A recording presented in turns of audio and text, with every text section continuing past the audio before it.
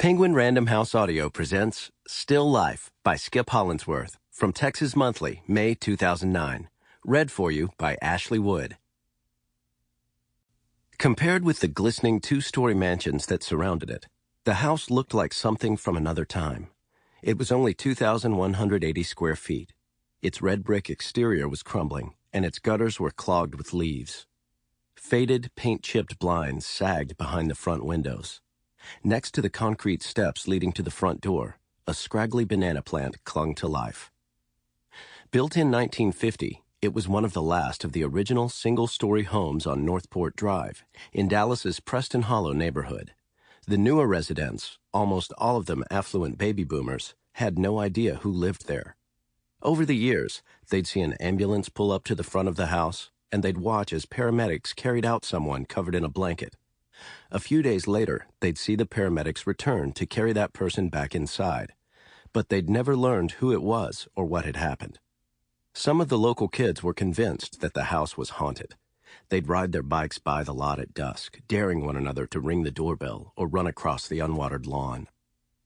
None of the neighbors knew that mailmen once delivered boxes of letters to the front door and that strangers left plates of food or envelopes stuffed with money.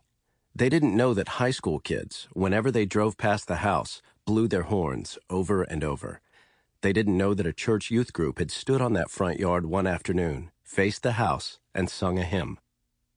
In fact, it wasn't until the spring of last year that they learned that the little house used to be one of Dallas's most famous residences, known throughout the city as the McClamrock House.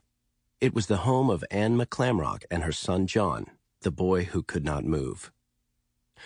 On the morning of October 17, 1973, John McClamrock bounded out of bed, threw on bell-bottom jeans and a loud, patterned shirt with an oversized collar, jumped into his red El Camino with a vinyl roof, and raced off to Hillcrest High School, only 6 blocks away. He was 17 years old, and according to one girl who had dated him, he was the all-American boy, just heartbreakingly beautiful. He had china blue eyes and wavy black hair that fell over his forehead, and when he smiled, dimples creased his cheeks.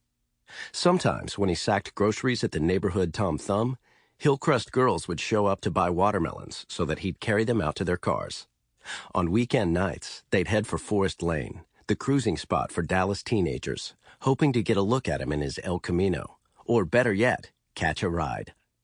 One cute Hillcrest blonde, Sarah Ohl, had been lucky enough to go out with John on her first ever car date to play miniature golf.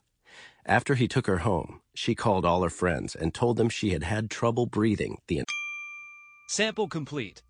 Ready to continue?